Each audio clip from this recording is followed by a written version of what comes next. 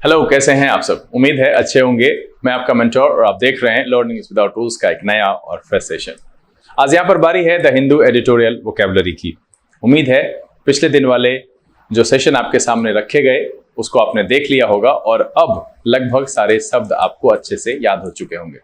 मैं बस इतना ही कहूंगा कि एक रेगुलर इंटरवल पर अब तक आपने जितने सेशंस किए हैं उसको रिवीजन जरूर करते रहिएगा। साथ में अगर आप एडिटोरियल पढ़ते हैं, द हिंदू एडिटोरियल पढ़ते हैं, तो शब्द जब आपको सामने से दिखेगा तो उसकी मीनिंग आप भूलेंगे नहीं। और रिवीजन इसलिए भी जरूरी है क्योंकि ये जाने अनजाने में आपके मॉक में, आपके एग्जामिनेशन के क्वेश्चन पेपर में और प्रैक्टिस सेट में जो भी इनमें से आप करते हैं उनमें ये दिखता जरूर होगा।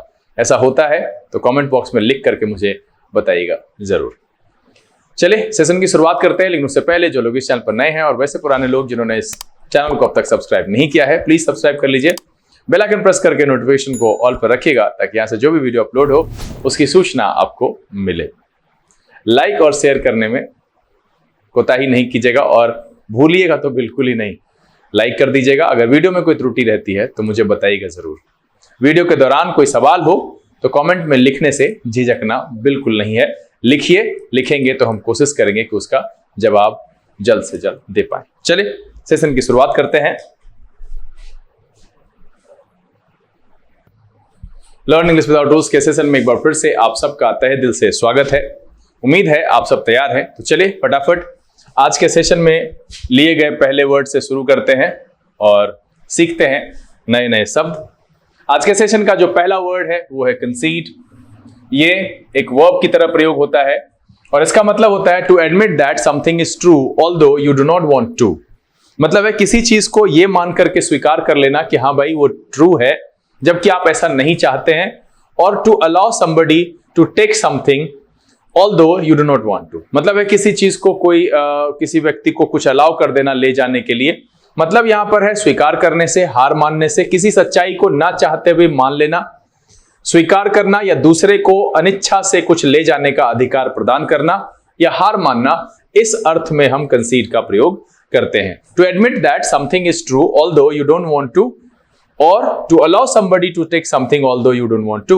मतलब है कि यहां सीधा सीधा है हार मानना, स्वीकार करना, दूसरे को अनिच्छा से कुछ ले जाने का अधिकार प्रदान कर देना। इस अर्थ में हम कंसीड का प्रयोग करते हैं। सिनोनिम की बात करें तो admit, acknowledge, accept and agree. क्या हो जाएगा? Admit, acknowledge, accept and agree. और एंटोनिम की बात करें तो deny, fight, refuse, reject and repudiate. क्या हो जाएगा? Deny, fight, refuse, reject and repudiate इसके एंटोनिम के तौर पर हम इस्तेमाल कर सकते हैं। चलिए एग्जांपल देख लेते हैं। When it was clear that he would lose the election, he considered defeat. क्या है? When it was clear that he would lose the election, he considered defeat. तो इस सेशन में जो पहला शब्द आया है वो है concede। इसका मतलब होता है to admit that something is true although you don't want to, और to allow somebody to take something although you don't want to। मतलब है स्वीकार करना, हार मान लेना, किसी सच्चाई को ना चाहते हुए भी मान लेना या अनिच्छा से दूसरे को कुछ ले जाने का अधिकार प्रदान करना। इस अर्थ में हम कंसीड का प्रयोग करते हैं। चलिए अगला शब्द लेते हैं, वो है पेल्ट। पेल्ट एक वर्ब की तरह प्रयोग होता है और पेल्ट का मतलब है टू अटैक समबडी और समथिंग बाय थ्रोइंग थिंग्स, और रेन के लिए कहते हैं टू फॉल वेरी हेवीली। मतलब है फेंक कर मारना, पत्थर, ढेला या मूसलाधार वर्षा होने के सेंस में या बहुत तेज दौड़ने के अर्थ में भी हम पेल्ट का प्रयोग करते हैं। क्या है? फेंक कर मारना, पत्थर या ढेला, मूसलाधार वर्षा होने के सेंस में भी हम पेल्ट का प्रयोग करते हैं और बहुत तेज दौड़ने के अर्थ में भी पेल्ट का प्रयोग किया जाता है। सिनोनिम देख लेते हैं। assail, सार एंड थ्रो एट। क्या है? assail, सार एंड थ्रो एट। एंटोनिम यहां पर मुझे लगा नहीं, मैंने डाला नहीं। we saw writers pelting police with bricks and bottle। क्या है? we saw writers pelting police with bricks and bottles। तो यहां पर जो दो शब्द आए, पहला है concede। concede का मतलब होता है to admit that something is true although you don't want to, और to allow somebody to take something although you don't want to। और दूसरा जो शब्द आया वो है pelt। इसका मतलब होता है to attack somebody or something by throwing things। क्या है? to attack somebody or something by throwing things। इस अर्थ में हम pelt का प्रयोग करते हैं। चलिए अगला जो शब्द है वो है flock। फ्लॉक जो है ये नाउन और वर्ब दोनों तरीके से प्रयोग होता है। इसका मतलब है ये लोगों के लिए इस्तेमाल होता है to go or meet somewhere in large numbers or a large number of people. है ना, मतलब है बड़ी संख्या में कहीं पहुंचना या लोगों के झुंड को हम कहते हैं फ्लॉक। सिनोनिम की बात करें तो कन्वर्स, गैदर एंड थ्रॉन्ग, क्या हो जाएगा, कन्वर्स, गैदर एंड थ्रॉन्ग, इसके सिनोनिम के तौर पर इस्तेमाल कर सकते हैं। एंटोनिम की बात करें तो क्या हो जाएगा, डिस्पर्स, स्कैटर एंड स्टैम्पीड, क्या हो जाएगा, डिस्पर्स, स्कैटर एंड स्टैम्पीड। मैं आपसे चाहता हूं कि आप स्टैम्पीड की मीनिंग कमेंट में लिख करके मुझे बताइएगा, और मुझे याद है कि मैंने ये पढ़ाया है इसी हिंदू एडिटोरियल वोकैबुलरी में, तो इसकी मीनिंग मैं चाहता हूं कि आप कोशिश करें दिमाग पर जोर डालकर कि क्या आपने पढ़ा है, कौन से संदर्भ से जुड़ा हुआ था, तो मीनिंग जरूर लिखिएगा कमेंट में। तो सिनोनिम के तौर पर converse, gather, throng, disperse, scatter and stampede, इसके एंटोनिम के तौर पर हम इस्तेमाल कर सकते हैं। चलिए एग्जांपल देख लेते हैं। People from all across the city have flocked to the site with water, tents, folding cots, bedding and food, है ना। क्या है, सिंपल सा है कि people from all across the city have flocked to the site with water, tents, folding cots, bedding and food. चलिए अगला जो शब्द है वो लेते हैं, वो है सबअर्ब। क्या है, सबअर्ब। अब यहां पर अर्बन का यहां शॉर्ट फॉर्म लिया है। सबअर्ब का मतलब है नाउन की तरह इस्तेमाल होता है सबअर्ब। अब देखिए इसका जो सेंस है, an area where people live that is outside the central part of town और सिटी, मतलब है कि नगर के केंद्रीय भाग से बाहर का निवास क्षेत्र या उपनगर। सबअर्ब कहने का मतलब है कि जो मेन टाउन है उससे बाहर का क्षेत्र जो है उसके लिए हम इस्तेमाल करते हैं an area where people live that is outside the central part of the town और सिटी, इसको कहते हैं सबअर्ब। सिनोनिम की बात करें, विलेज, कंट्री साइड, आउटस्कर्ट, क्या हो जाएगा, village, country side and outskirts. Antonym की बात करें, सिटी, टाउन एंड मेट्रोपोलिस, क्या हो जाएगा, सिटी, टाउन एंड मेट्रोपोलिस। चलिए एग्जांपल देख लेते हैं। Most people live in the suburbs and work in the centre of town. Most people live in the suburbs and work in the centre of town. इस page पर जो दो शब्द है, पहला है फ्लॉक। फ्लॉक लोगों के लिए इस्तेमाल होता है to go or meet somewhere in large numbers, or a large number of people, बड़ी संख्या में लोगों के लिए जो होता है हम फ्लॉक शब्द का प्रयोग करते हैं। सबअर्ब का मतलब होता है an area where people live that is outside of central part of a town और सिटी। चलिए अगले पेज पर बढ़ते हैं। अगला जो शब्द है वो है इम्पास।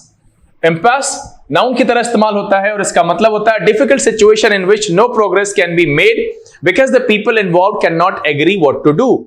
मतलब है कि गतिरोध, अवरोध या बंद गली को हम इम्पास कहते हैं। A difficult situation in which no progress can be made because the people involve can not agree what to do. Synonym क्या है, deadlock, stalemate and stand off. क्या है, deadlock, stalemate and stand off. मैं जानना चाहता हूं कि पिछले दिन भी इसी मीनिंग से जुड़ा हुआ एक शब्द मैंने लिखा था, वो कौन सा था, आप कमेंट में लिख करके बताइए कि पिछले दिन, आज 18/9 है, पिछले दिन का 16/9। तो यहां जो सिनोनिम है वो है deadlock, stalemate and stand of. Antonym की बात करें, एग्रीमेंट एंड ब्रेक थ्रू। क्या हो जाएगा, एग्रीमेंट एंड ब्रेक थ्रू, इसके एंटोनिम के तौर पर इस्तेमाल करेंगे। एग्जांपल देख लेते हैं।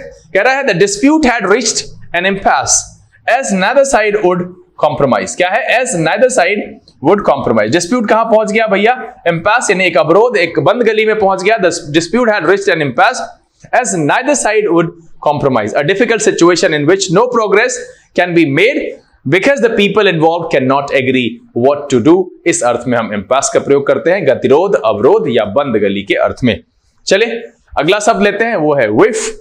विफ नाउन की तरह इस्तेमाल होता है और इसका मतलब होता है smell, especially one which only last for a short time or a slight sign of something. यहां जो स्लाइट साइन ऑफ समथिंग है इसको आप संकेत कह सकते हैं, है ना। गंध, झोंका, महक और झलक, है ना, एक छोटी सी झलक जो होती है, किसी बात में कुछ दिख जाए, कहीं पर कोई कुछ कर रहा हो, वहां से कुछ दिखे, उसके लिए ये जो लास्ट वाला जो है स्लाइट साइन ऑफ समथिंग जो है, किसी चीज की हल्की भनक के अर्थ में कह सकते हैं। तो विफ का प्रयोग हम इस अर्थ में भी प्रयोग करते हैं। सिनोनिम क्या है, ट्रेस, हिंट एंड इंटीमेशन। क्या है, ट्रेस, हिंट एंड इंटीमेशन, इसके सिनोनिम के तौर पर इस्तेमाल करेंगे। एंटोनिम की बात करें तो इंफॉर्मेशन एंड नॉलेज रखेंगे। कंफर्मेशन है, हिंट नहीं, पूरा इंफॉर्मेशन, पूरा नॉलेज इसके एंटोनिम के तौर पर रखा जा सकता है। तो विफ का मतलब है अ smell, especially one which only last for a short time.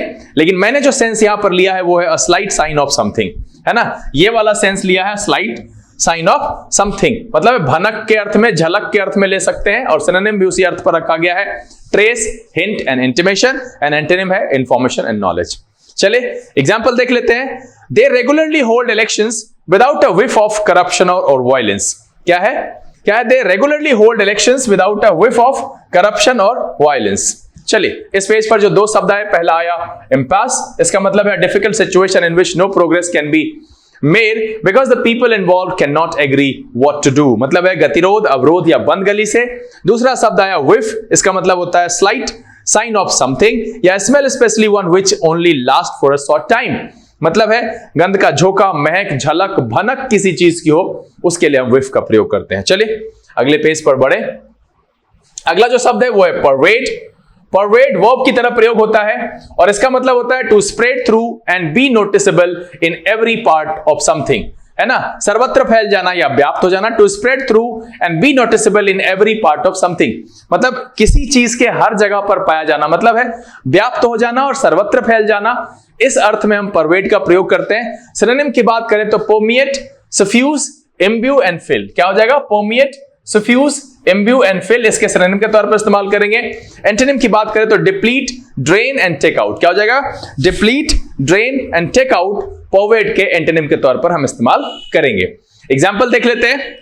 कह रहा है a sadness pervades most of her novels. क्या है? A sadness pervades most of her novels. चलिए अगला जो शब्द है वो है स्केप्टिकल। स्केप्टिकल एडजेक्टिव की तरह प्रयोग होता है और स्केप्टिकल का जो सेंस है doubting that something is true और यूजफुल, है ना। स्केप्टिकल का मतलब क्या है? Doubting that something is useful, मतलब है संशयी, संशयशील, संशयवादी। इस अर्थ में हम इसका इस्तेमाल करते हैं। डाउटफुल और डूबियस का अर्थ यहां पर आएगा। सिनोनिम की बात करें डूबियस, डाउटफुल एंड सस्पिशियस। क्या हो जाएगा? Dubious, doubtful and suspicious. Antonym की बात करें सर्टेन, कन्विंस्ड एंड श्योर। क्या हो जाएगा? सर्टेन, कन्विंस्ड एंड श्योर इसके एंटोनिम के तौर पर हम इस्तेमाल करेंगे। चलिए एग्जांपल देख लेते हैं। Many doctors are sceptical about the value of alternative medicine. क्या है? Many doctors are sceptical about the value of alternative medicine. इस पेज पर जो दो शब्द आए उसमें से पहला है परवेड। परवेड का मतलब होता है to spread through and noticeable in every part of something, सर्वत्र फैल जाना और व्याप्त होने के अर्थ में। दूसरा है स्केप्टिकल, इसका मतलब होता है doubting that something is true और यूजफुल, मतलब है संशयी, संशयवादी या संशयशील। इस अर्थ में हम इस्तेमाल करते हैं। चलिए अगला जो शब्द है वो है सेट असाइड। सेट असाइड एक फ्रेजल वर्ब है और इसका मतलब होता है declare a legal decision or progress to be invalid. क्या है? किसी भी legal decision or process, not progress, process.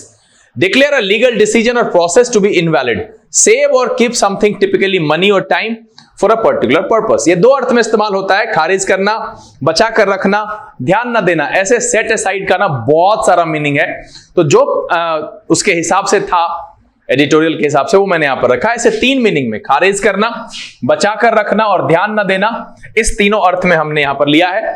Synonym की बात करें रिवोक, एक्सपंज एंड एब्रोगेट। क्या हो जाएगा? Revoke, expunge and abrogate. Antonym की बात करें रिस्टोर, वैलिडेट एंड मेंटेन। क्या हो जाएगा? रिस्टोर, वैलिडेट एंड मेंटेन इसके एंटोनिम के तौर पर इस्तेमाल करेंगे। एग्जाम्पल देखते हैं। He applied by summons to set aside the notice served on them. क्या है?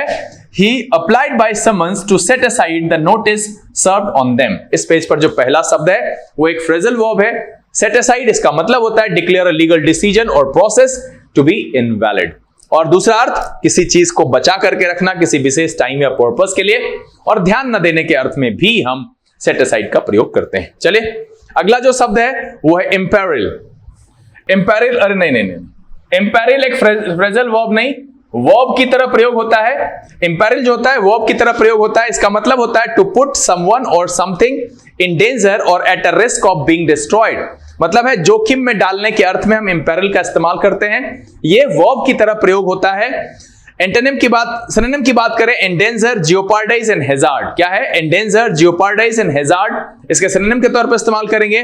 और एंटोनिम में aid, assist, help and save. क्या हो जाएगा? Aid, assist, help and save इसके एंटोनिम के तौर पर हम इस्तेमाल करेंगे। इंपेरिल, ध्यान दीजिएगा, फ्रेजल वर्ब नहीं है, ये वर्ब की तरह प्रयोग होता है। इंपेरिल का मतलब होता है to put someone or something in danger or at risk of being destroyed. Imperil के लिए हम एग्जांपल देख लेते हैं। The police raid would imperil the lives of hostages. क्या है? The police raid would imperil the lives of the hostages. इस page पर जो दो शब्द आए उसमें एक वर्ब है, एक फ्रेजल वर्ब है। पहला है फ्रेजल वर्ब सेट असाइड, इसका मतलब होता है declare a legal decision or process to be invalid, या फिर save or keep something, typically money or time, for a particular purpose, मतलब है बचा करके रखना, खारिज करना, ध्यान न देना, इस अर्थ में इस्तेमाल करते हैं। जो दूसरा वर्ब आया वो है इंपेरिल।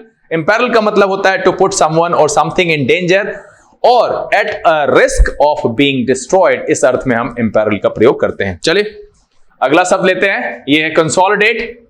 कंसोलिडेट वर्ब की तरह प्रयोग होता है और इसका मतलब होता है to make a position of power और success stronger so that it is more likely to continue. अब देखिए, अगर आप हिंदी मीनिंग देखते हैं ना कंसोलिडेट का, तो इसका मतलब होता है मजबूत करना। तो यहां यह भी हो सकता है किसी कमजोर चीज को मजबूत करना, स्ट्रेंथन करना, एम्बोल्डन करना, फोर्टिफाई करना। लेकिन यहां आप संदर्भ अगर समझिएगा तो देखिए क्या कह रहा है, to make a position of power और सक्सेस स्ट्रॉन्गर, मतलब जितना है उससे ज्यादा स्ट्रॉन्गर। क्यों भाई? So that it is more likely to continue, मतलब है अपनी स्थिति को और दृढ़ या मजबूत बनाना ताकि ऐसी स्थिति जारी रह सके, मजबूती प्रदान करने के अर्थ में। लेकिन ऐसा नहीं है कि आप बहुत कमजोर हैं, दबे कुचले हैं, उसके लिए हम कंसोलिडेट इस्तेमाल करेंगे, नहीं। आप पहले से सॉलिड हैं लेकिन और सॉलिड कर रहे हैं ताकि वो जो स्थिति है वो बरकरार रहे, इस अर्थ में हम कंसोलिडेट का इस्तेमाल करते हैं। सिनोनिम की बात करें, फोर्टिफाई, सॉलिडिफाई एंड रीइंफोर्स, क्या हो जाएगा? फोर्टिफाई, सॉलिडिफाई एंड रीइंफोर्स इसके सिनोनिम के तौर पर इस्तेमाल होगा। एंटोनिम की बात करें, वीकन, लेसन एंड डिमिनिश, क्या हो जाएगा? वीकन, लेसन एंड डिमिनिश इसके एंटोनिम के तौर पर इस्तेमाल होगा। एग्जांपल देख लेते हैं, कह रहा है Italy consolidated their lead with a second goal. Italy consolidated their lead with a second goal. चलिए अगला शब्द देखते हैं, वो है मिलिशिया। मिलिशिया नाउन की तरह इस्तेमाल होता है। Militia a group of people who are not professional soldiers but who have had military training, मतलब ये लोगों का ऐसा समूह होता है जो प्रोफेशनल सोल्जर्स नहीं होते हैं बट उनके पास मिलिट्री ट्रेनिंग होती है, मतलब है सैनिक प्रशिक्षण प्राप्त लोग परंतु पेशेवर सैनिक नहीं, यानी नागरिक सेना इसको कहते हैं। मिलिशिया का मतलब होता है group of people who are not professional soldiers but who have had military training. Synonym देख लेते हैं, ट्रूप, सोल्जर, आर्मी, और एंटोनिम में एक सिविलियन मुझे लगा मैंने डाल दिया, ट्रूप, सोल्जर एंड आर्मी। चलिए एग्जांपल देख लेते हैं फटाफट। The government called out the militia to help cope with the rioting, क्या है? The government called out the militia to help cope with the rioting. जो राइट फैलाने वाले लोग हैं, दंगा फसाद करते हैं, उनके लिए कॉल किया, ठीक है, मिलिशिया को। मिलिशिया मतलब है सैनिक प्रशिक्षण प्राप्त लोग परंतु पेशेवर सैनिक नहीं होते हैं, नागरिक सेना। इस पेज पर जो दो शब्द आया, पहला है कंसोलिडेट, मतलब होता है to make a position of power और success stronger so that it is more likely to continue, मतलब है अपनी स्थिति को और मजबूत बनाना ताकि वो जारी रह सके।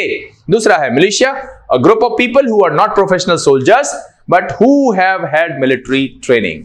चलिए अगले पेज पर बढ़ते हैं। अगला जो शब्द है वो है अबॉलिश। अबॉलिश एक वर्ब की तरह प्रयोग होता है और इसका मतलब होता है to end a law or system officially, क्या है? To end a law or system officially, किसी कानून या प्रथा को आधिकारिक रूप से समाप्त करना।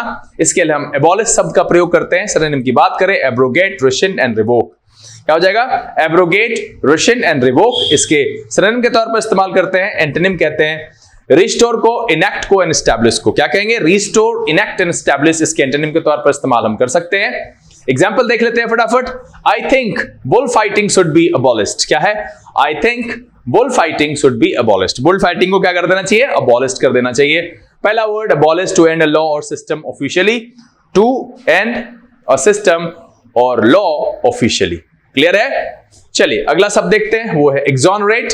ये वर्ब की तरह इस्तेमाल होता है। एक्सोनरेट एक वर्ब की तरह प्रयोग होता है। इसका मतलब होता है टू से officially that somebody was not responsible for something bad that happened, मतलब किसी को किसी दोष से मुक्त कर देना। दोष मुक्ति के अर्थ में इसका इस्तेमाल होता है, आधिकारिक रूप से दोष मुक्त करना। टू से officially that somebody was not responsible for something bad that happened, जो बुरा हुआ है कोई व्यक्ति उसके लिए जिम्मेदार नहीं था। ये ऑफिशियली कह देने से, आधिकारिक रूप से कह देने के लिए जो शब्द यूज करते हैं वो होता है एक्सोनरेट। सिनोनिम की बात करें, अक्विट, विंडिकेट एंड एक्सकल्पेट, क्या हो जाएगा? अक्विट, विंडिकेट एंड एक्सकल्पेट। एंटोनिम की बात करें, चार्ज, कॉन्विक्ट एंड अक्यूज, क्या हो जाएगा? चार्ज, कॉन्विक्ट एंड अक्यूज इसके एंटोनिम के तौर पर हम इस्तेमाल कर सकते हैं। एग्जाम्पल देख लेते हैं। The report exonerated the crew from all the responsibility for the collision. The report exonerated the crew from all the responsibility for the collision. इस पेज पर जो दो शब्द आए, पहला है abolish, to end law or system officially, क्या है? To end law or system officially, आधिकारिक रूप से किसी प्रथा को या कानून को समाप्त कर देने के लिए हम यूज करते हैं अबॉलिश का। दूसरा है एक्सोनरेट, का मतलब होता है टू से officially that somebody was not responsible for something bad that happened, मतलब है आधिकारिक रूप से यह कह देना कि कोई दोष मुक्त है, दोषी नहीं है, इस अर्थ में हम exonerate का प्रयोग करते हैं। चले अगले पेज पर बढ़ते हैं। अगला है uphold। uphold वर्ब की तरह प्रयोग होता है और इसका मतलब होता है to support a decision etc. especially when other people are against it। किसी डिसीजन को सपोर्ट करना, स्पेशली तब जबकि कोई इसके अगेंस्ट हो। किसी निर्णय आदि का समर्थन करना विरोध होने पर, या बनाए रखने के अर्थ में भी हम अपहोल्ड का प्रयोग करते हैं। सिनोनिम के हैं तो हो जाएगा defend, back, maintain and justify. क्या हो जाएगा? Defend, back, maintain and justify. Uphold के सिनोनिम के तौर पर इस्तेमाल करेंगे। एंटोनिम की बात करें, deny, oppose, protest and overturn. क्या हो जाएगा? Deny, oppose, protest and overturn. इसके एंटोनिम के तौर पर हम इस्तेमाल कर सकते हैं। चले एग्जाम्पल देख लेते हैं। As a police officer you are expected to uphold the law whether you agree with it और नॉट। पुलिस ऑफिसर के तौर पर आपको क्या कहा जाता है कि लॉ को अपहोल्ड करें, चाहे आप उसको माने या ना माने, आपकी अपनी व्यक्तिगत है, लेकिन आपको उसको अपहोल्ड करना चाहिए। As a police officer you are expected to uphold the law whether you agree with it और नॉट। इस पेज पर जो पहला शब्द आया वो है अपहोल्ड। इसका मतलब होता है to support a decision specially when other people are against it. मतलब है किसी निर्णय आदि का समर्थन करना, स्पेशली कब? विरोध होने पर या बनाए रखने के अर्थ में हम अपहोल्ड का प्रयोग करते हैं। चले अगला जो शब्द है वो है डिबंक। डिबंक वर्ब की तरह इस्तेमाल होता है और डिबंक का मतलब है to show that something is less important, less good or less true than it has been made to appear. मतलब है कि पर्दाफाश करना, असली रूप दिखलाना या धूल में मिलाना। यह चीज बताना कि कोई भी चीज लेस इंपॉर्टेंट है, लेस गुड है और लेस ट्रू है, बशर्ते कि वो ज्यादा दिख रहा है ना? क्या कह रहा है? Then it has been made to appear. Synonym की बात करें तो एक्सपोज कह सकते हैं, अनकवर कह सकते हैं, डिफ्लेट कह सकते हैं। एक्सपोज, अनकवर एंड डिफ्लेट कह सकते हैं। एंटोनिम के हैं hide, disguise and conceal. Hide, disguise and conceal इसके एंटोनिम के तौर पर इस्तेमाल कर सकते हैं। एग्जाम्पल देख लेते हैं। The writer's aim was to debunk the myth that had grown up around actress. है ना? The writer's aim was to debunk the myth that had grown up around actress। debunk का मतलब होता है पर्दाफाश करना, to show that something is less important, less good or less true than it has been made to appear।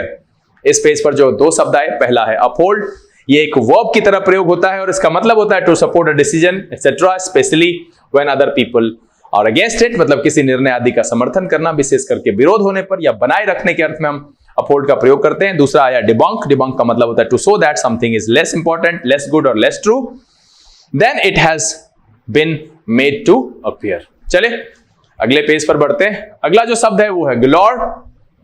गलोर adjective की तरह इस्तेमाल होता है और इसका मतलब होता है इन लार्ज नंबर्स और अमाउंट। क्या है? इन लार्ज नंबर्स और अमाउंट के लिए हम गलोर का इस्तेमाल करते हैं, बड़ी संख्या में या मात्रा में। सिनोनिम की बात करें, प्लेंटिफुल, एम्पल एंड एक्सेसिव। क्या हो जाएगा? प्लेंटिफुल, एम्पल एंड एक्सेसिव इसके सिनोनिम के तौर पर इस्तेमाल होगा। एंटोनिम की बात करें, मीगर, स्कार्स एंड इनसफिशिएंट। क्या हो जाएगा? मीगर, स्कार्स एंड इनसफिशिएंट इसके एंटोनिम के तौर पर हम इस्तेमाल कर सकते हैं। There will be games and prizes galore. क्या है? There will be games and prizes galore. मतलब बड़ी संख्या में, बड़ी मात्रा में गेम्स एंड प्राइजेस होंगे। गलोर का मतलब होता है इन लार्ज नंबर और अमाउंट्स। चलिए अगला जो शब्द है वो है इम्पार्ट। ये एक वर्ब की तरह प्रयोग होता है और इसका मतलब होता है to pass information, knowledge etcetera to other people or to give a certain quality to something. मतलब है अन्य व्यक्तियों को जानकारी पहुंचाना, अन्य व्यक्तियों को जानकारी पहुंचाना या किसी बात में विशेष प्रभाव जोड़ देना। मतलब किसी बात में और कुछ उसको इफेक्टिव बना देना, प्रभावी बना देना, इसके लिए। और दूसरा जो है किसी के पास जानकारी पहुंचाने के लिए, इस अर्थ में हम क्या यूज करते हैं? इम्पार्ट। सिनोनिम की बात करें, कम्युनिकेट, कन्वे एंड ट्रांसमिट। क्या हो जाएगा? Communicate, convey and transmit. Antonym की बात करें, कीप एंड विदहोल्ड। क्या हो जाएगा? कीप एंड विदहोल्ड इसके एंटोनिम के तौर पर हम इस्तेमाल कर सकते हैं। एग्जांपल देखते हैं। Good communication requires the ability both to listen and to impart relevant information. क्या है? गुड कम्युनिकेशन की क्या जरूरत है? Ability both to listen and to impart relevant information. इस पेज पर जो दो शब्द आए, पहला है गलोर। गलोर का मतलब होता है इन लार्ज नंबर्स और अमाउंट्स, मतलब है बड़ी संख्या या मात्रा में। दूसरा जो शब्द आया वो है impart, to pass information, knowledge etcetera to other people or to give a certain quality to something. है ना? मतलब है सूचना पहुंचाने के अर्थ में या किसी चीज में विशेष प्रभाव जोड़ने के अर्थ में हम इम्पार्ट का प्रयोग करते हैं। चलिए सेशन का आखिरी शब्द एस्टाउंड। एस्टाउंड वर्ब की तरह इस्तेमाल होता है to surprise somebody very much. है ना? To surprise somebody very much, बहुत चक्का या आश्चर्यचकित कर देने के अर्थ में एस्टाउंड का प्रयोग करते हैं। सिनोनिम की बात करें, अमेज, एस्टोनिश एंड बेविल्डर, क्या हो जाएगा? अमेज, एस्टोनिश एंड बेविल्डर इसके सिनोनिम के तौर पर इस्तेमाल होगा। एंटोनिम में आप एक्सप्लेन कह सकते हैं, एक्सप्लिकेट कह सकते हैं, कंफर्ट कह सकते हैं। अगर आप किसी को कंफर्ट कर दिया, एक्सप्लेन कर दिया, एक्सप्लिकेट कर दिया तो वो फिर भौचक्का नहीं होगा, इसलिए मैंने एक अर्थ में इसको एंटोनिम के तौर पे रख दिया है। संदर्भ के हिसाब से ये अगर वहां पर नहीं भी सेट बैठे, एक ना एक संदर्भ में ये फिट बैठेगा। ये भौचक्का हुआ, एक्सप्लेन कर दिया तो नहीं हुआ, ये सेंस है यहां पर।